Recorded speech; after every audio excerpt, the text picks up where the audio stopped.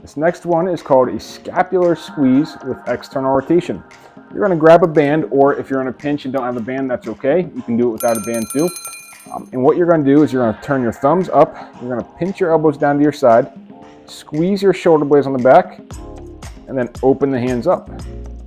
Okay. Initiate that squeeze, and then open the hands up. Should feel those muscles on the backside working to kind of squeeze here. Great exercise to kind of give yourself some space after a whiplash injury and get some things firing again on the backside. Good set and rep scheme here is about 2 to 3 sets, 8 to 10 repetitions. Let's go through about 4 more together.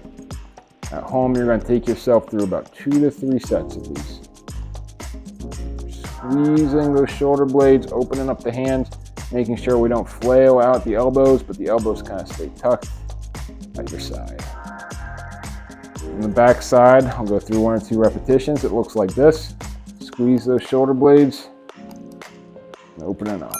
Squeeze the shoulder blades and open up.